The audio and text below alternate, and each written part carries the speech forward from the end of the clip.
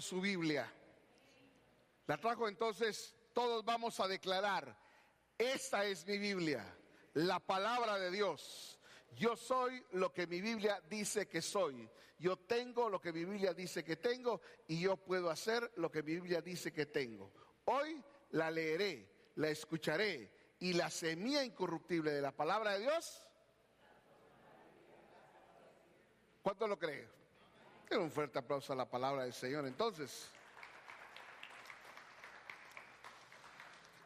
abra su Biblia en la carta del apóstol Pablo a los Efesios, capítulo número 3.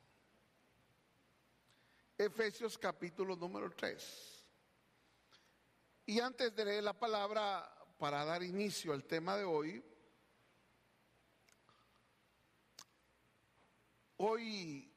tenemos 24, es hoy, ¿verdad? 24 de mayo.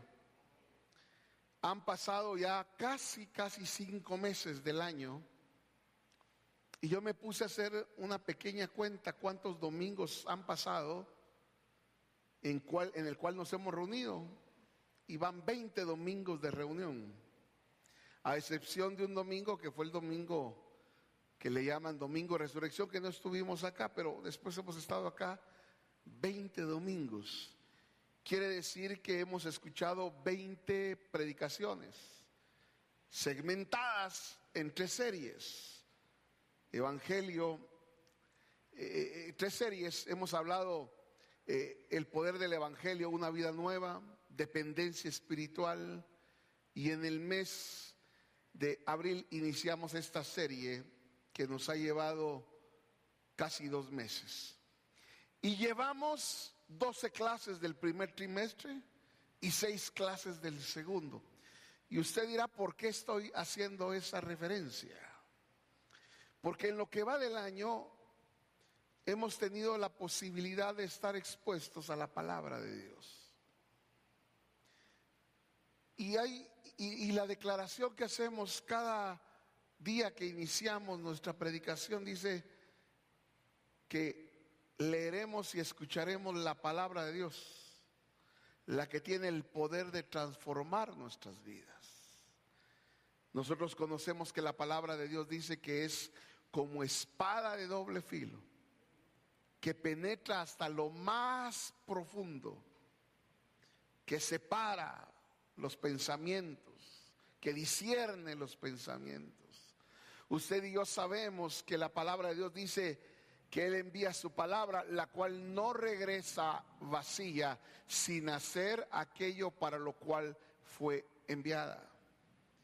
La misma palabra dice que su palabra es lámpara a mis pies, lumbrera a mis pies, a mi camino. ¿Sí? ¿Por qué estoy haciendo esta referencia? Porque escuchar la palabra de Dios tiene el objetivo de edificarnos y de equiparnos. Los ministerios que el Señor ha establecido son puestos con una función de edificación y de equipamiento al cuerpo, a nuestra vida. Y esta serie particularmente, y es acá a donde quiero referirme en esta primera parte, la denominamos legado que permanece, el diseño de Dios para discipular generaciones. Esta serie que hemos compartido con ustedes, bienvenidos hermanas, hermanos, esta serie que hemos compartido con ustedes ha tenido la intención fundamental de poder formarnos en la importancia que tiene el discipulado de nuestras generaciones. Cuando Dios ha querido salvar una generación, hacerse presente en una generación, lo hace por medio de las casas. Deuteronomio es clarísimo: y meditarás y recordarás esta palabra, esta ley, en el caso del contexto era la ley, cuando te levantes y cuando te acuestes, cuando vayas por el camino y cuando estés en la mesa. Pero esa es una responsabilidad de los padres.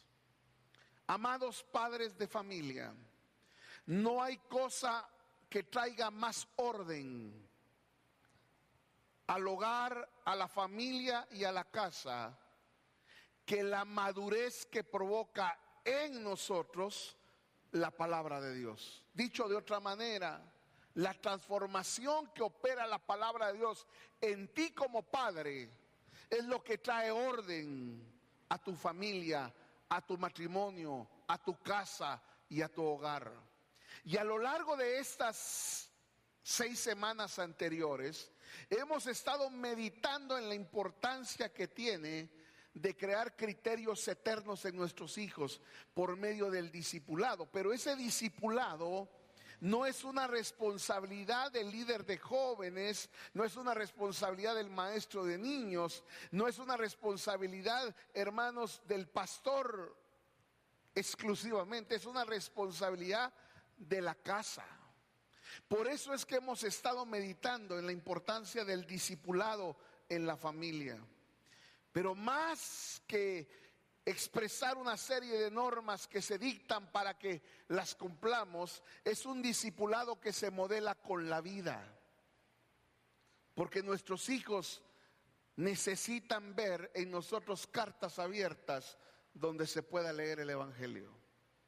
Y concluimos las 2 semanas anteriores hablando sobre la justificación, sobre la regeneración y sobre la santidad como temas fundamentales a discipular en nuestras familias.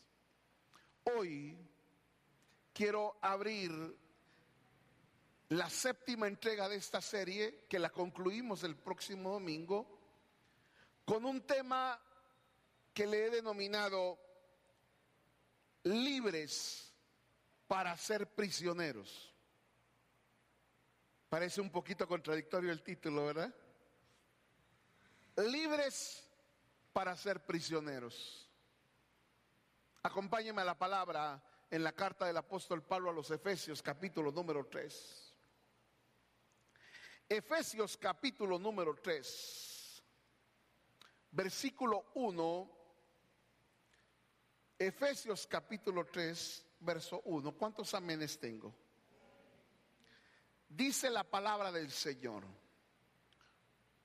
Vea el apóstol Pablo escribiendo: por esta causa, póngale atención a esa palabra, por esta causa, yo Pablo, ¿qué dice ahí? Prisionero de Cristo Jesús, por vosotros los gentiles, si es que habéis oído de la administración de la gracia de Dios que me fue dada para con vosotros, que por revelación me es declarado el misterio, como antes lo he escrito brevemente, leyendo lo cual podéis entender cuál sea mi conocimiento en este misterio de Cristo. Misterio que en otras generaciones no se dio a conocer a los hijos de los hombres, como ahora he revelado a sus santos apóstoles y profetas por causa y profetas por el Espíritu, que los gentiles son coherederos y miembros del mismo cuerpo y copartícipes de la promesa en Cristo Jesús por medio del Evangelio. Y luego el verso 7 dice: del cual yo fui hecho ministro, servidor, mayordomo, por el don de la gracia de Dios que me ha sido dado, según, ¿qué cosa? La operación de su. Busque la carta del apóstol Pablo a Filemón, por favor. Filemón. Cuando tenga Filemón, versículo 1 de Filemón.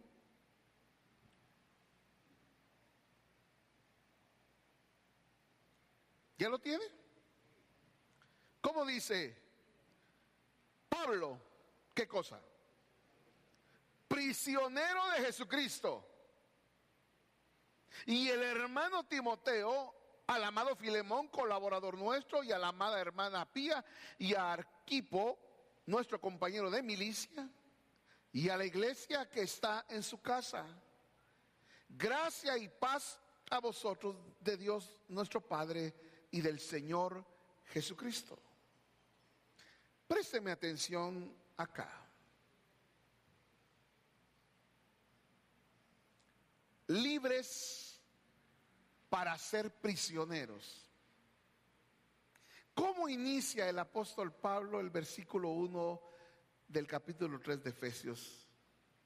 Por esta causa, yo Pablo, prisionero de Cristo Jesús. Las palabras no están aquí por accidente. Es una carta. Pablo está siendo sumamente intencional y cuidadoso de escribir exactamente las palabras que son útiles para transmitir el mensaje de la carta. Y la carta en Efesios dice: por esta causa. Diga conmigo, causa. Hermanos amados, vivimos en una sociedad saturada de causas, llena de causas. ¿A qué me refiero? Estamos a punto de comenzar un periodo preelectoral y electoral. Y todo mundo, o la mayoría de gente, se va a identificar con una causa política. Otros se identifican con causas sociales. Otros se identifican con causas ecológicas. Otros se identifican, hermano, con causas religiosas. Si usted se da cuenta, hermano amado, de alguna manera a los seres humanos, de alguna manera les inquieta desesperadamente creer en algo, buscar identificarse con una causa. A veces son causas deportivas. Por eso es que están los azulgrana y los albos. Unos quieren ser Barça y el otro quieren ser Real. Unos quieren ser Shela y el otro quiere ser Municipal. Hermano, estamos en una sociedad donde unos quieren ser de izquierda y otros quieren ser de derecha.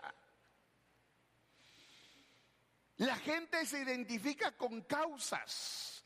A la gente le gustan las causas.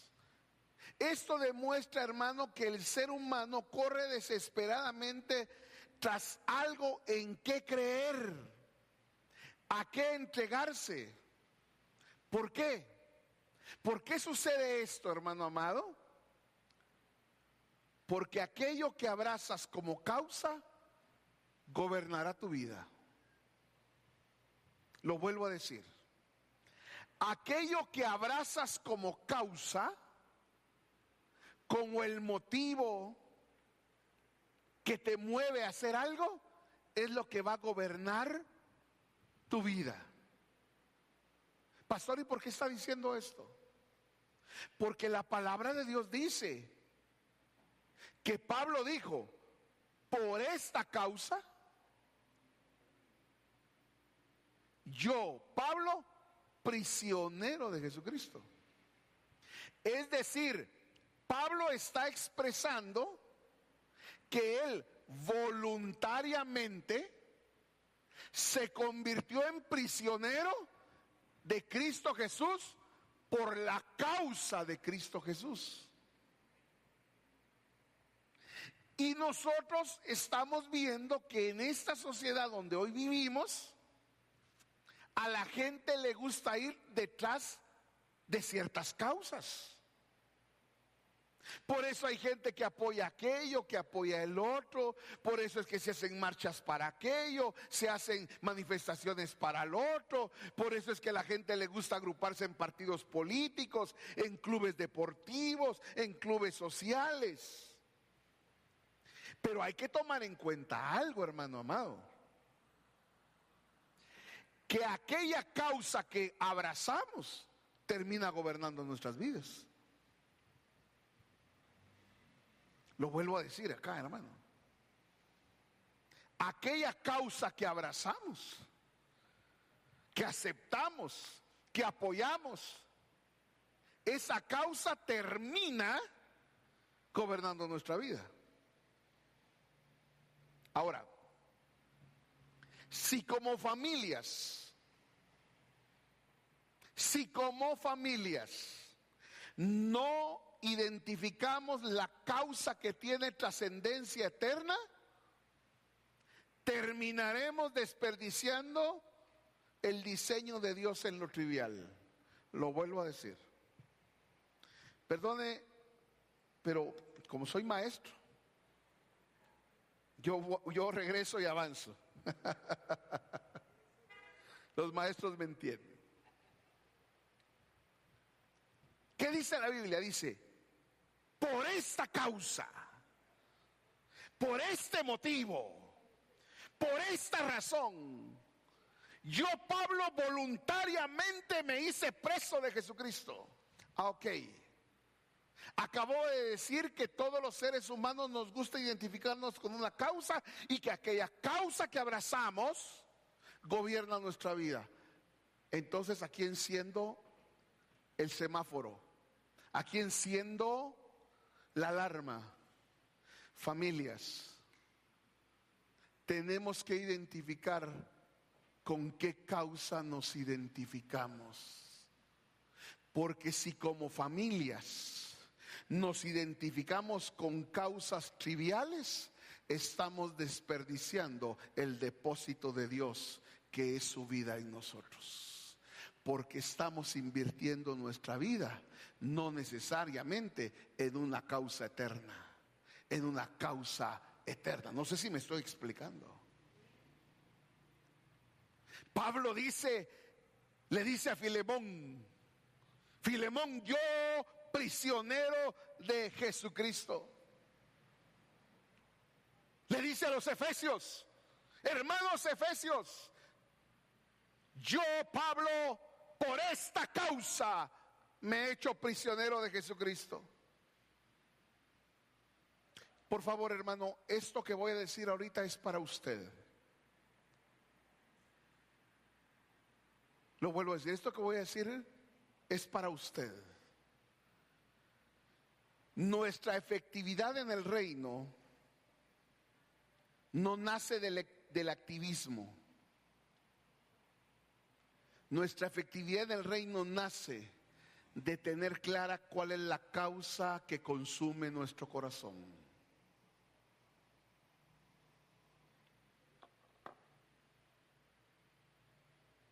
¿Qué causa estamos siguiendo, hermanos?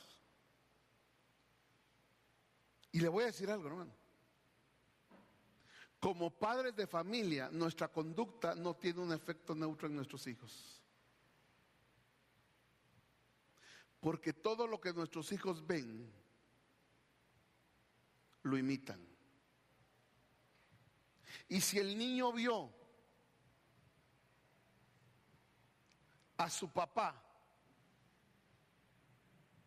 ponerse una camisa bella, hermosa del Real Madrid,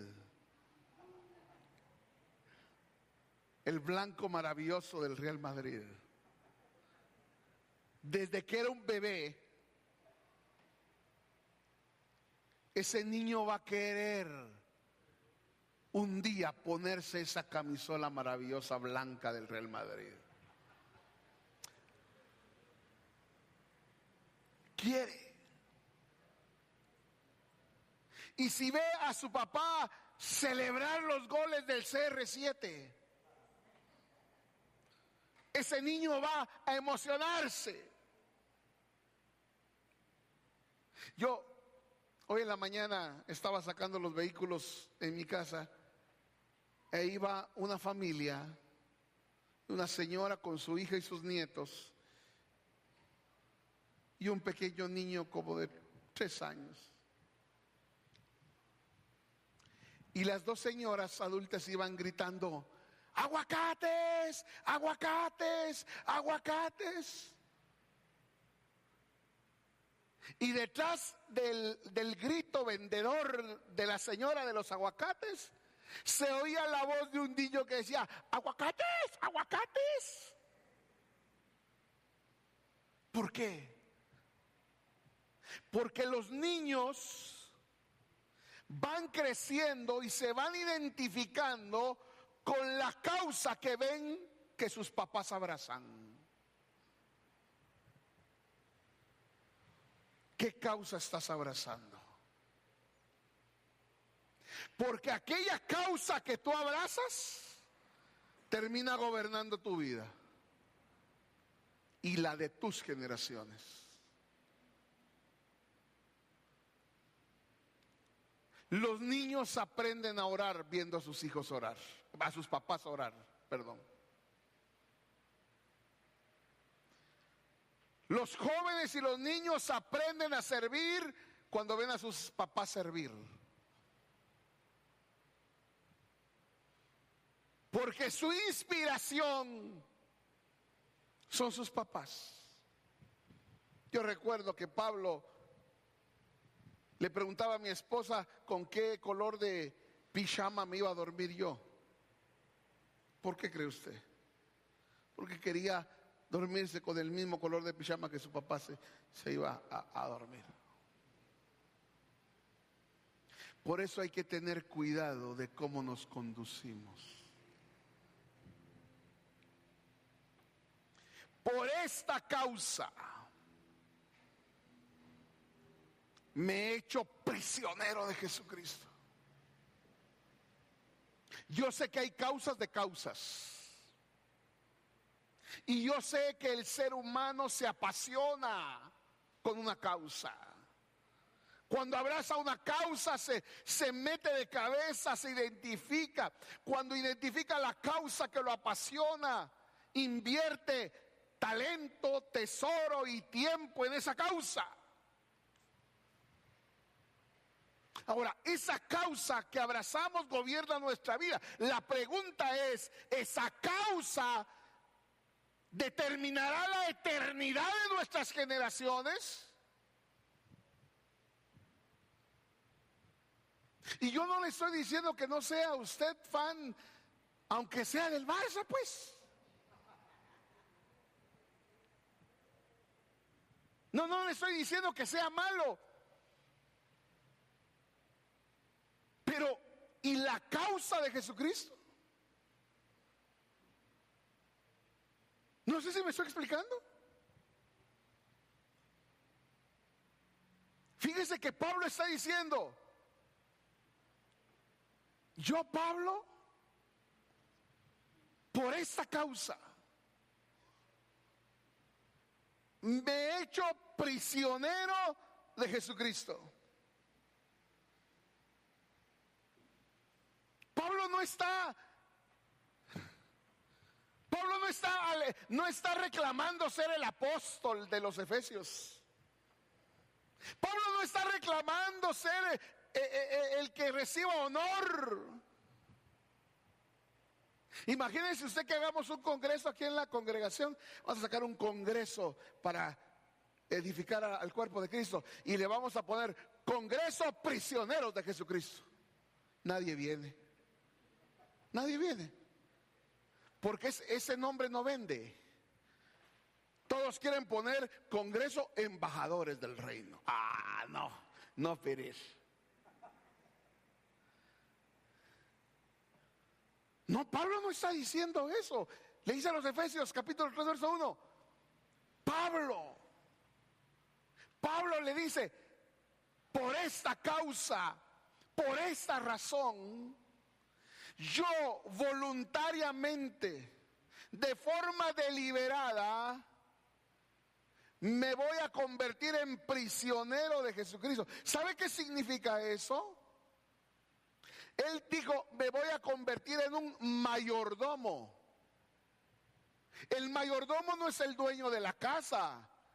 El mayordomo es aquel que administra los recursos para poder atender las necesidades de la casa. Hermano, usted tiene una economía a su favor. Y no le voy a hablar de dinero. No le voy a hablar de quetzales, ni mucho menos de dólares. Yo no le voy a hablar, hermano, que usted vino a este mundo a hacerse rico de acuerdo a la medida de los dólares o de los quetzales, porque hay gente predicando el evangelio, que está predicando un evangelio, hermano, torcido, que está ofreciendo dólares y dinero como medida para determinar el avance espiritual de la gente. Eso es basura barata evangélica, hermano. Yo tengo que hablarle de que usted tiene una economía a su favor. ¿Cuál es la economía a su favor? La economía son las riquezas inescrutables de su gracia. El haber sido, hermano, justificado, redimido y reconciliado. Eso lo dice Efesios. Entonces toda esa gracia está disponible para usted. Y Jesucristo nos ha dado eso. Y nosotros nos convertimos en mayordomos. Mayordomos. ¿Qué hace un mayordomo? Administra. ¿Para qué? Para dispensar la multiforme gracia de Dios. Entonces Pablo está diciendo acá, por esta causa, yo, Pablo, prisionero de Jesucristo, me voy a convertir en un mayordomo. ¿Sabe usted que en la antigüedad el mayordomo era un esclavo? El mayordomo era un prisionero. El mejor mayordomo era un esclavo. ¿Y por qué le hago esta referencia, hermano? Porque no existe una mayordomía fiel si pretendemos vivir una libertad egocéntrica.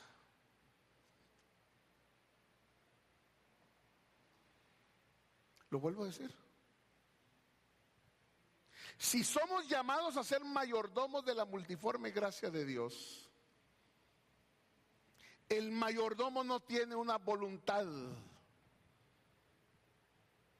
y menos ser gobernado por una voluntad egocéntrica. Porque estamos llamados, usted papá y usted mamá, está llamado a ser un mayordomo de la multiforme gracia de Dios, para usted dispensar en su casa la gracia de Dios en su familia.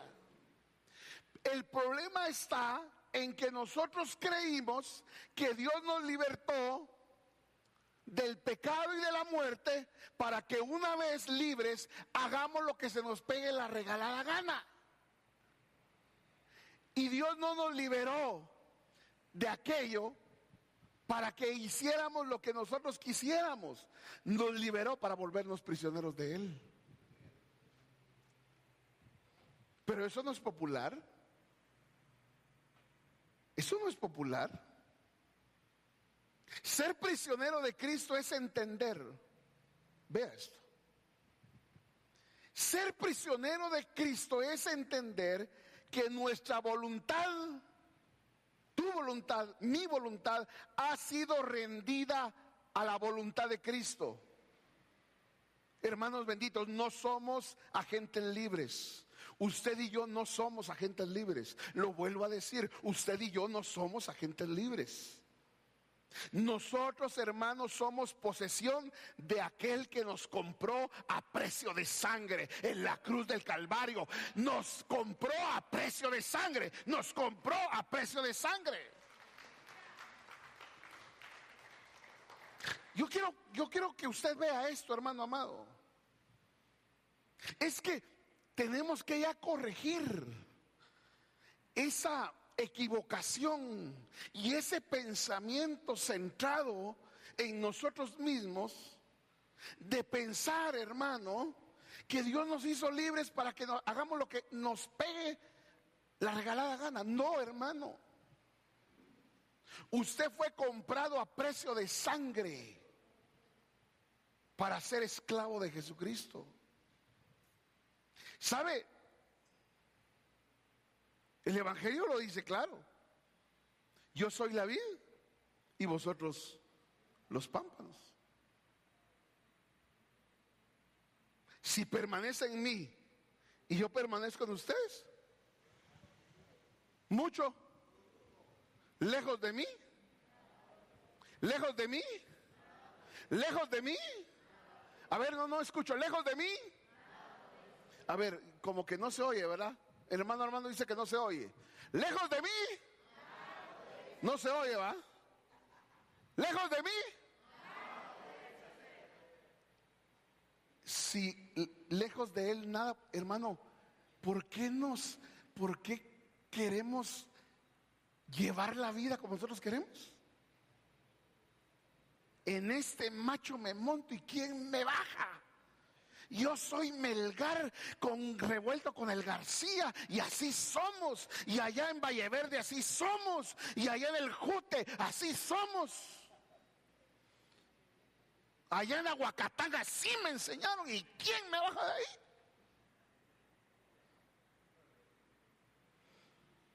Hermano bendito, perdóneme, mire. Lejos de él, ese nada aplica para toda la vida. Para su vida personal, para su vida matrimonial, para su economía, para la forma en que usted trabaja.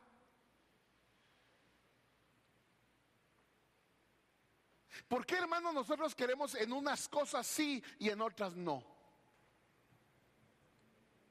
Es que en esto sí que Dios quiero depender de Él.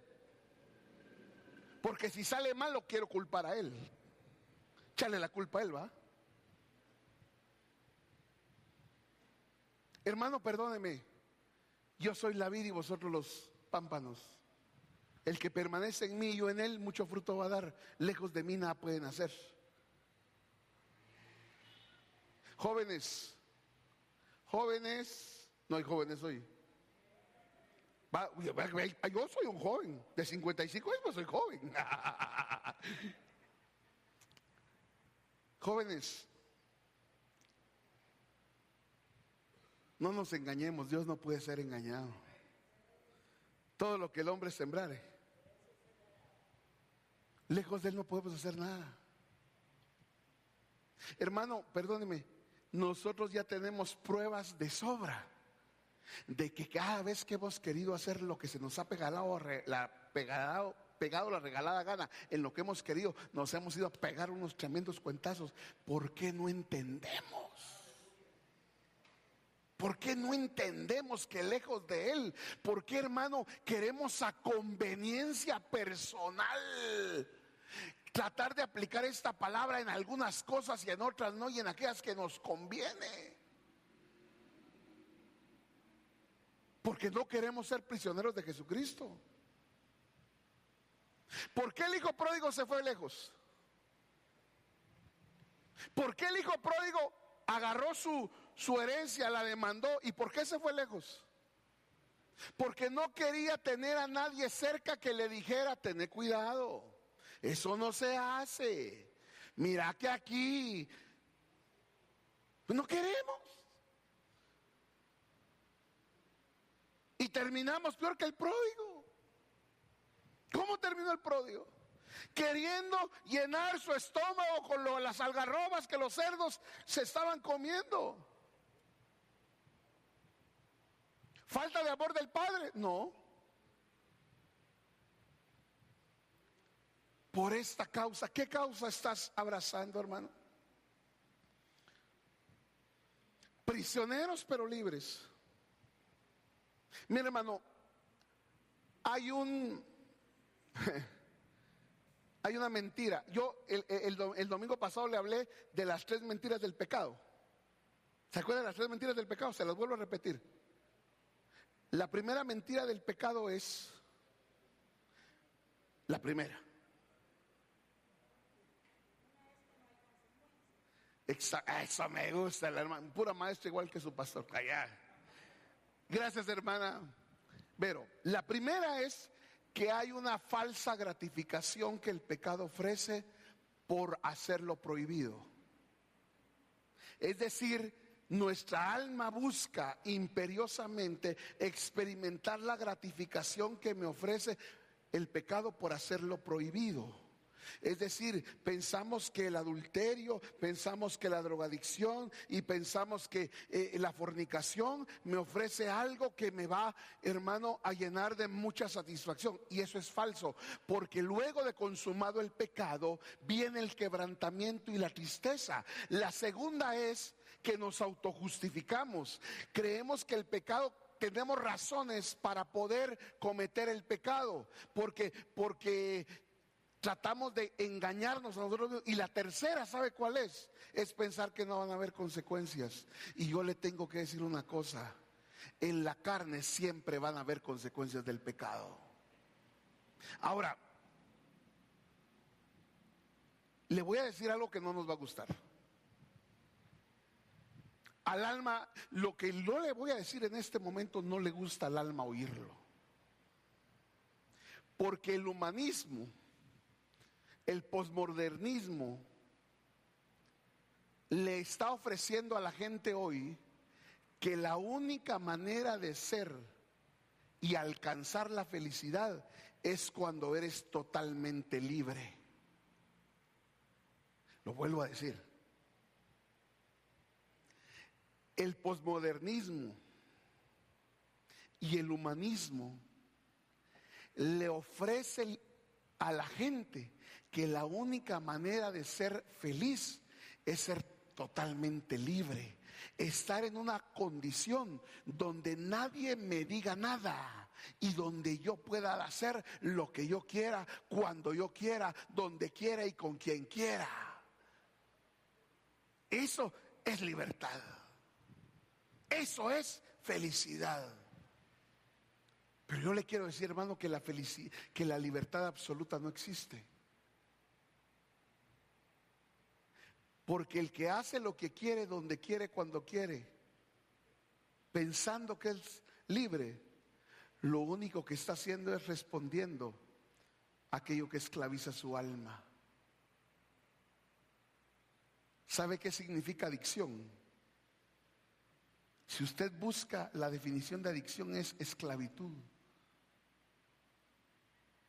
Hay gente que buscando su felicidad y su libertad absoluta se hizo adicta del alcohol, se hizo adicta de las drogas, se hizo adicta del sexo desenfrenado, se hizo adicta de la pornografía, se hizo adicta de cualquier cosa. Y llegó ahí pensando que hacer eso era la mayor expresión de libertad y de felicidad que podía tener.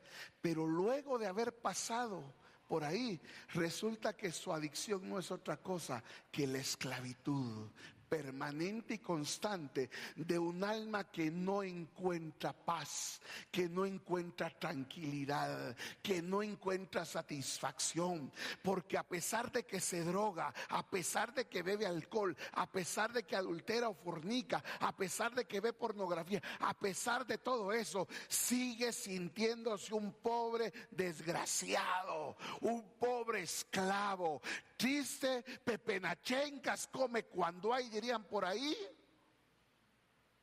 La libertad absoluta no existe. Solamente cuando somos prisioneros de Cristo hay libertad. Pastor, ¿y por qué dice eso? ¿En qué se basa para decir eso? Venga conmigo. Romanos capítulo número 6. Romanos capítulo número 6. Cuando lo tenga me dice amén. Romanos 6:20.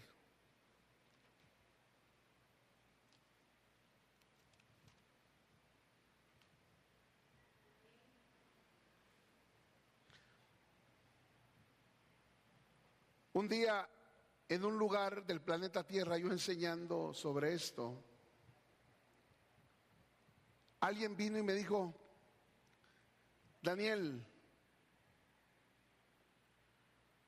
deme una razón que no está en la Biblia para justificar lo que usted me acaba de decir. ¿Qué le acaba de decir? Lo que le acabo de decir yo. Y le dije yo, ¿usted sabe por qué existe Alcohólicos Anónimos? Le dije. ¿Por qué? Porque hay gente esclava del alcohol. ¿Usted sabe por qué existen Neuróticos Anónimos? Porque hay gente que está esclava de adicciones que no necesariamente huelen a guaro o hieden a cigarro. Pero le dije, acompáñeme a la palabra. Romanos capítulo número 6, verso 20. Romanos 6, 20. ¿Cuántos ya lo tienen?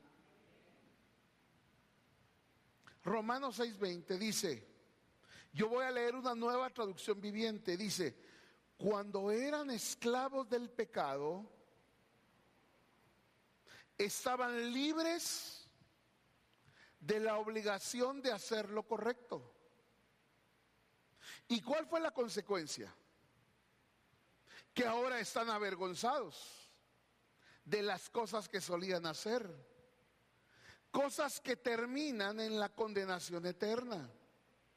Verso 22. Pero ahora quedan libres ¿de qué?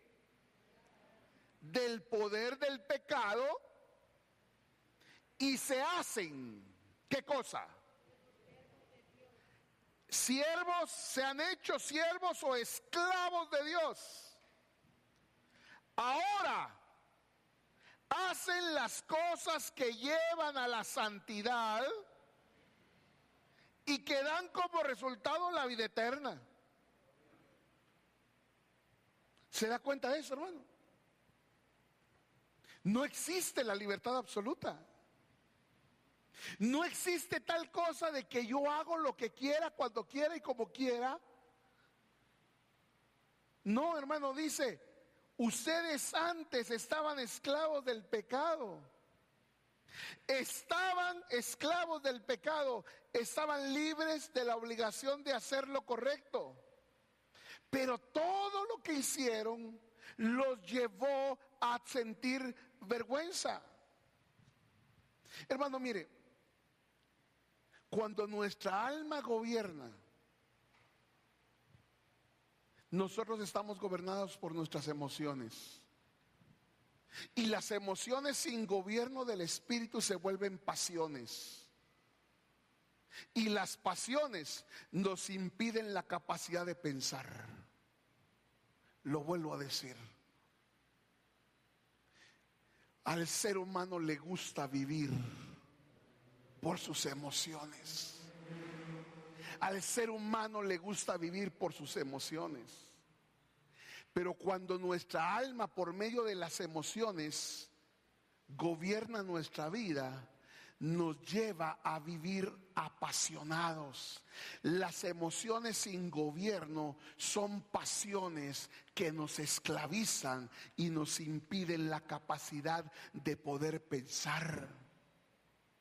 Para muestra un ejemplo, en los medios escritos de prensa está el caso de la noticia de una persona en el oriente del país que mató a otra señorita.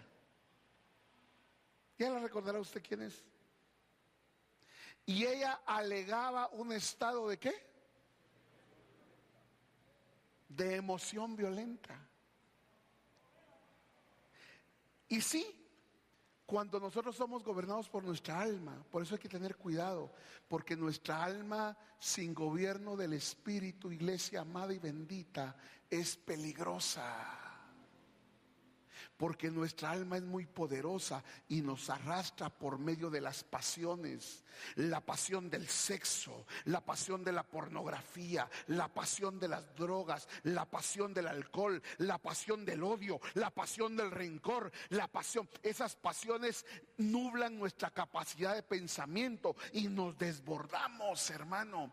Por eso dice la carta de Romanos capítulo 6, ustedes vivían esclavos Eran libres de hacer lo correcto, pero estaban esclavos de aquello que trae vergüenza.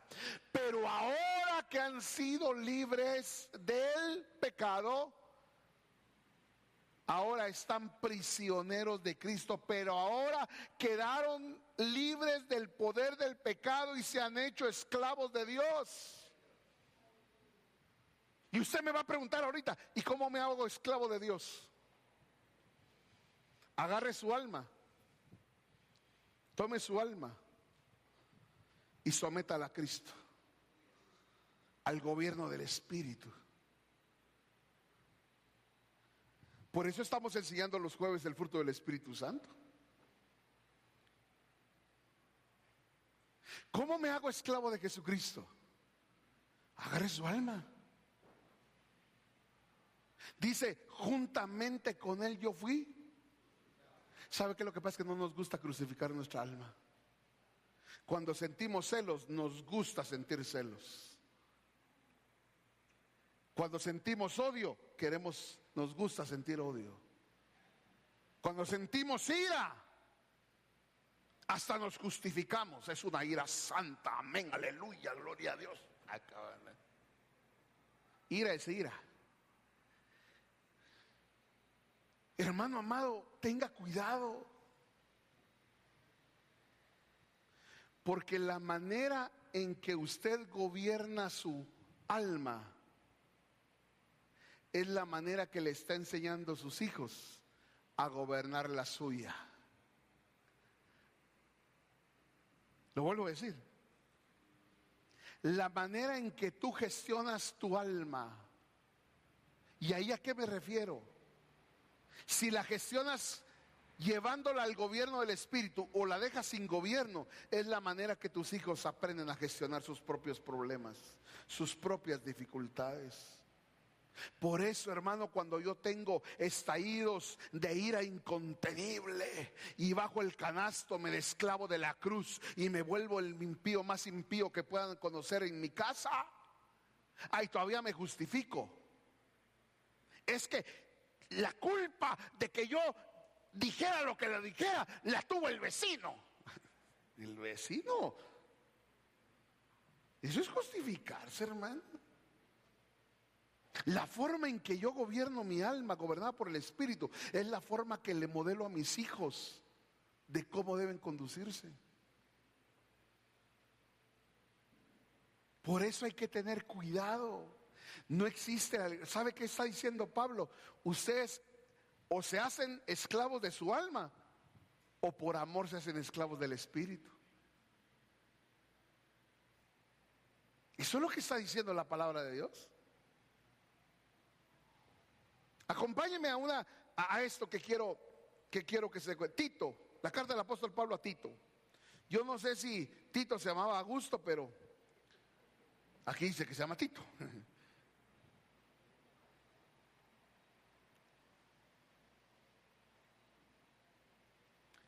Voy a leer una nueva traducción viviente. Dice Tito 3. ¿Cuántos amenes tengo en Tito 3?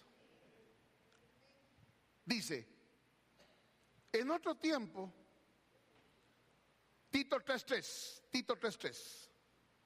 En otro tiempo nosotros también éramos necios. ¿Cómo éramos? Necios y desobedientes. Fuimos engañados y nos convertimos en esclavos. ¿De qué? De toda clase de pasiones y placeres. Nuestra vida estaba llena de maldad y de envidia.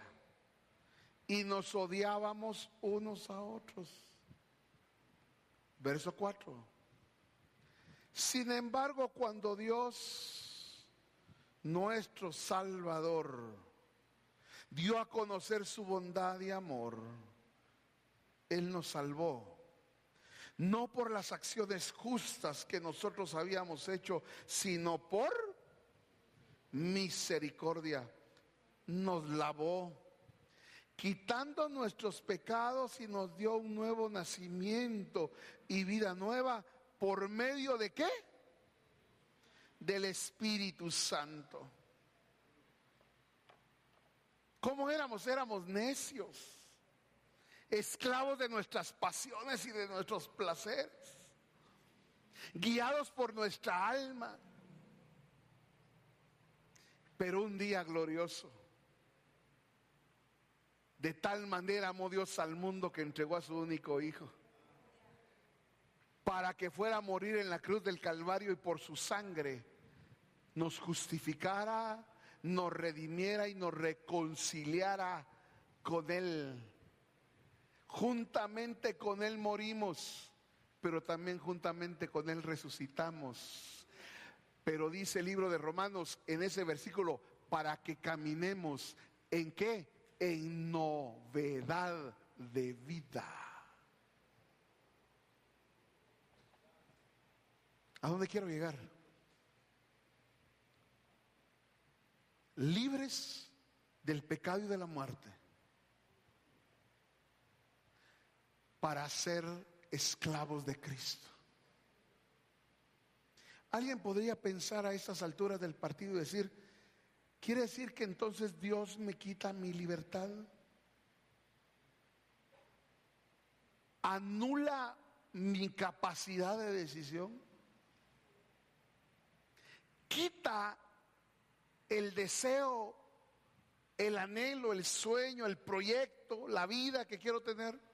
No, Él no lo hace. Pero lo que sí hace es depositar la vida de su espíritu en ti. ¿Sabes cómo hace eso? Dice el apóstol Pablo a los colosenses, que conozcamos su voluntad con toda inteligencia y sabiduría espiritual, para que podamos caminar como es digno del Señor, agradándole en todo y llevando fruto en toda buena obra.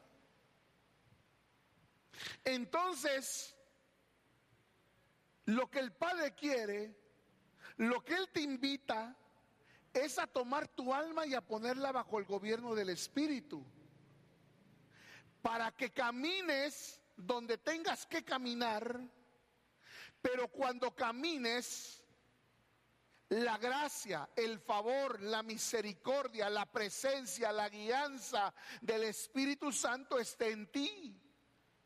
Él no te quita tus anhelos, Él no te quita tus sueños, Él no te arrebata tu capacidad de soñar, de anhelar, de querer, sino que en ese anhelo, en ese sueño y en ese proyecto, Él decanta, Él deposita, Él pone la vida de su espíritu, para que en ese lugar tú seas un Cristo que reconcilie todas las cosas con Él. No sé si me estoy explicando. Caminamos como libres, pero siendo esclavos de Cristo. Ahí donde tú estás caminando. Algunos de ustedes tienen una profesión, tienen un oficio. Algunos de ustedes trabajan en el Estado, otros trabajan en la empresa, otros ya están jubilados. Algunos de ustedes están estudiando, otros ya terminaron de estudiar. No sé en qué posición, en qué lugar, en qué momento de tu vida estés, pero ahí el Señor está contigo. Él ha puesto de su presencia para que seas luz a las naciones. Caminas como libre, pero eres esclavo de una causa. ¿De cuál causa? De la causa de Cristo. ¿Cómo decía la palabra del Señor? Yo, Pablo, por esta causa,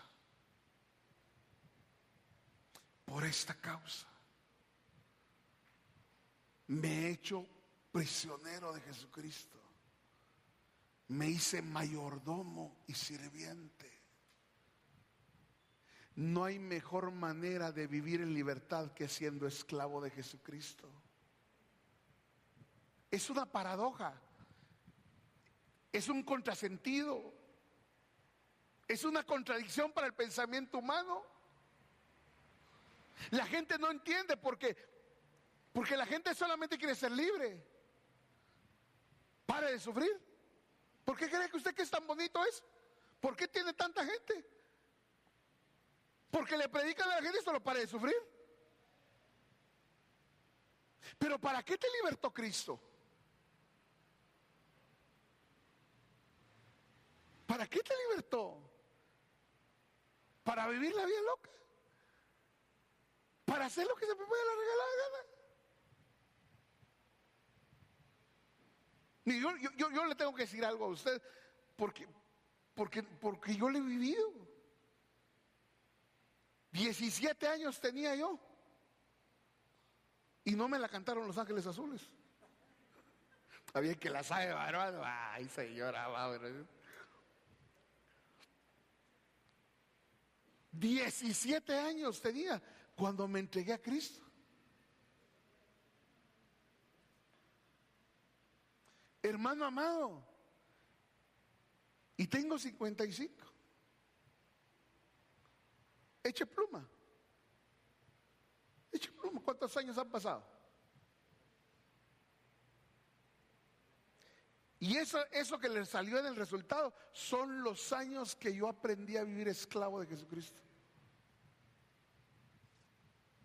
Y los mejores años de mi vida los he pasado abrazando esta causa. Esta causa me dio a la esposa que yo tengo. Esta causa me dio a los hijos que yo tengo. Esta causa. Y no me arrepiento.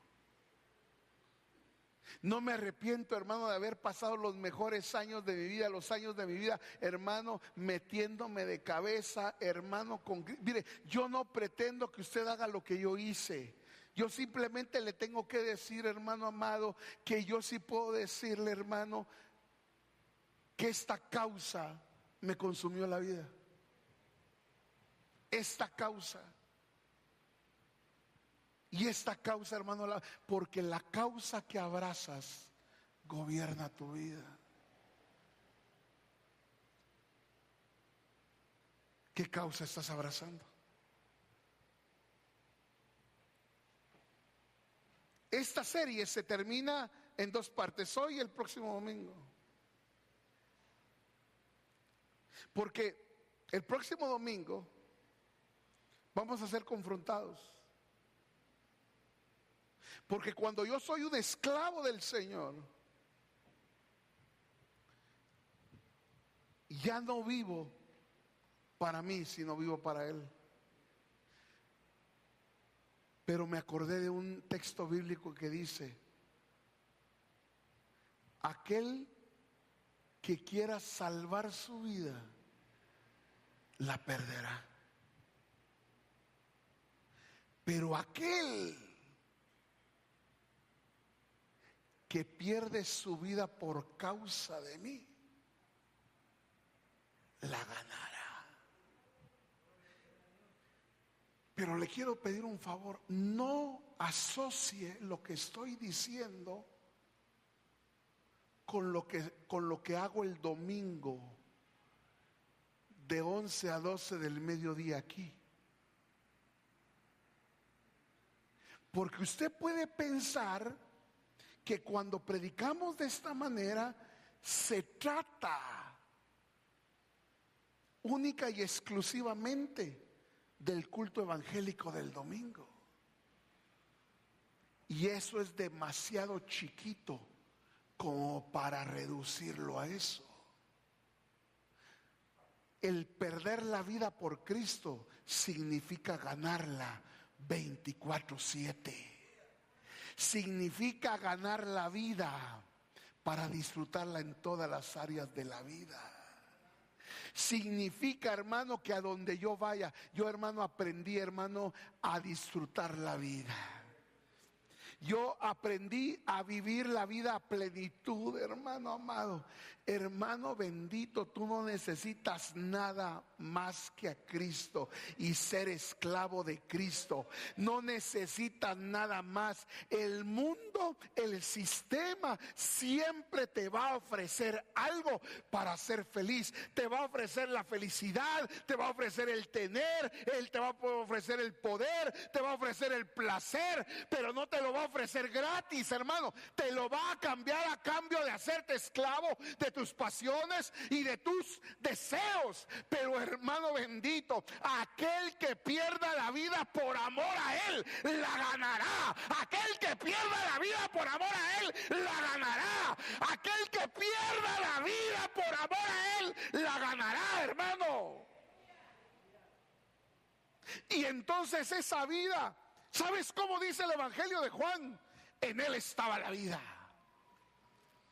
En Él estaba la vida. Y vimos su gloria como la gloria del único Hijo de Dios, lleno de gracia y de verdad.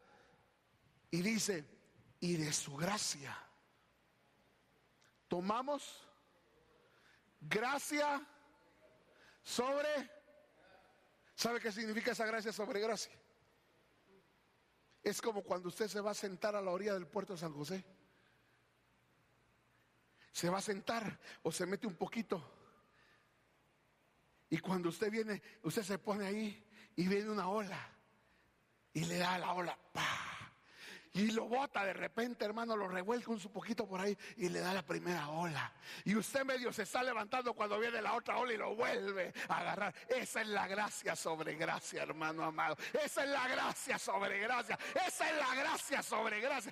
Esa, hermano, yo no te voy a ofrecer dinero, no te voy a ofrecer carros, ni te voy a ofrecer propiedades, no te voy a ofrecer prosperidad económica. Hermano amado, ese no es evangelio. Evangelio es predicar a Cristo. Evangelio es predicar la vida. Y vimos su gloria como la gloria del Hijo de Dios, lleno de gracia y de verdad, y de su gracia tomamos todos. Gracia sobre gracia, gracia sobre gracia, hermano amado.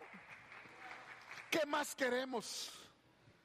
Mire, aunque no tengamos nada en los bolsillos, lo tenemos a Él. Hermano, esa es la vida. En Él estaba la vida. ¿Cuál es el ofrecimiento del evangelio? Vida. Y esta es la vida eterna. La vida eterna es un viaje al cementerio, pastor. No, la vida eterna ya la tenemos. Disfrútela pues. O está esperando morirse al final y que lo vean al final de la séptima para disfrutar de la vida eterna. La vida eterna ya la tiene. Disfrútela. Disfrútela con la mujer de su juventud. Disfrútela con el hombre de su juventud. Disfrútelo con la herencia que el Señor le dio a sus hijos. Y si usted ya no tiene, ya está usted solito, disfrútelo usted solito. Termino entonces diciéndole, libres para ser prisioneros. Toda la libertad que el mundo pueda ofrecer tiene un precio. La esclavitud de tu alma. Pero cuando te haces prisionero de Jesucristo,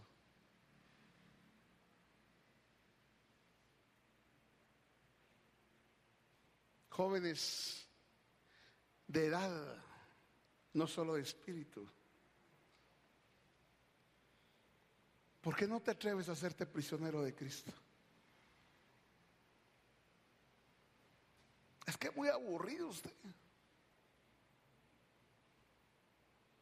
De repente me hago prisionero de Jesucristo y no me caso y me quedo para forrar Biblias. Sí, porque en otro lado se decía de otra manera, ¿va?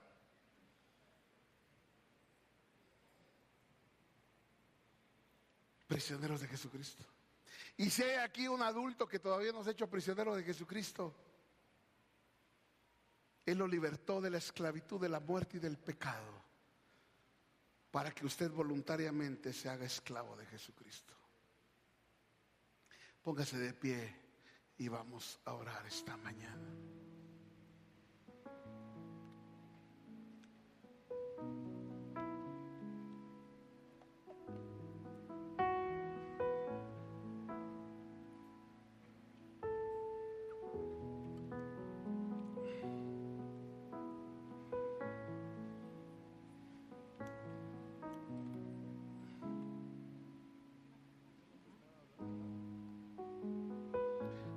quiero pedir, no por algo mágico,